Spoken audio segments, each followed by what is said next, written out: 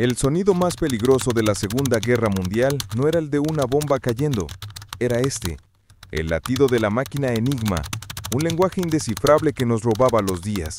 Y para detenerlo, el mundo necesitaba un solo hombre, un matemático tan frágil como brillante, Alan Turing. Todos conocemos la historia del código Enigma roto en Bletchley Park, pero hay una historia que él se llevó, un secreto, no sobre la guerra que ganó, sino sobre la guerra que temía. ¿Qué secreto pudo ser tan peligroso que el padre de la computación decidió quemar su propia clave maestra? Una clave que, si existiera hoy, reescribiría el destino de Internet. Bletchley Park no era solo una oficina de correos, era una fábrica de angustia. Turing, un hombre de rutina y manzanas ácidas, sabía que cada minuto perdido se medía en vidas. Su bombe, su maravillosa máquina, desmanteló el código nazi, pero él mismo sabía que su victoria era efímera. El cifrado es un juego de escalada. La enigma sería reemplazada por algo más complejo, más rápido. Y la pregunta que consumía a Turing no era cómo descifrar el presente, sino cómo proteger el futuro.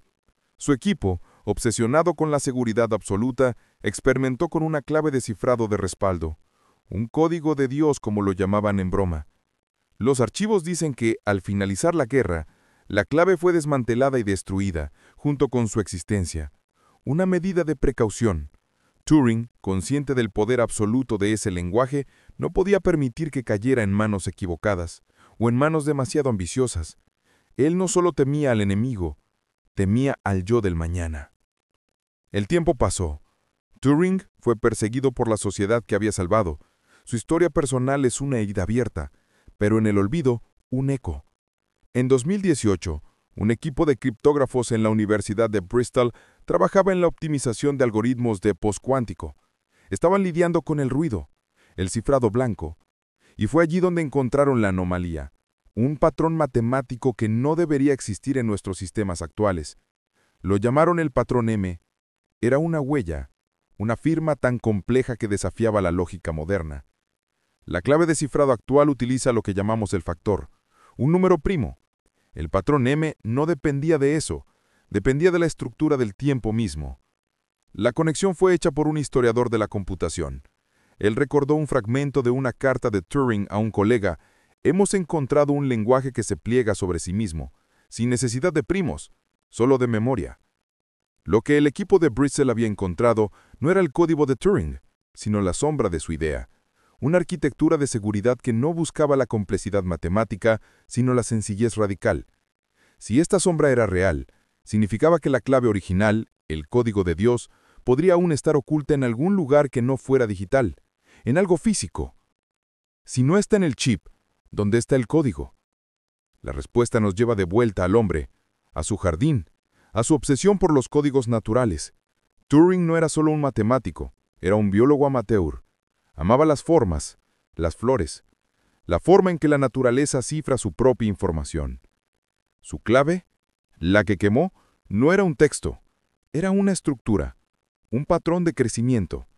Los investigadores creen que el código de Dios fue transcrito en un objeto que se autorreplica, que se repite, un patrón de memoria viva.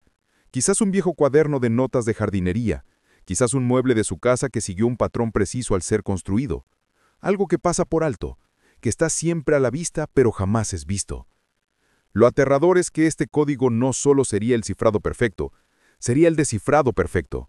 Si cae en manos de una inteligencia artificial con la capacidad de procesar la arquitectura del tiempo, no habría secreto, ni defensa, ni privacidad que se sostenga.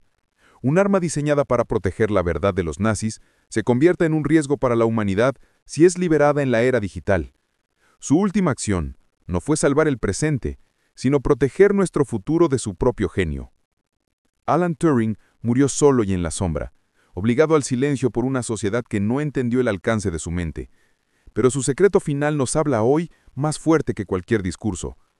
Nos enseñó que la seguridad absoluta no reside en el software, sino en la restricción.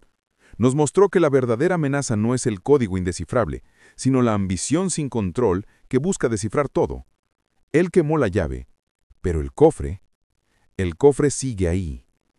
La próxima vez que abra su teléfono, que envíe un mensaje cifrado, pregúntese si estamos realmente seguros, o estamos dependiendo de que nadie encuentre un viejo cuaderno bajo un montón de tierra en un jardín olvidado. Algunos códigos nunca deben romperse.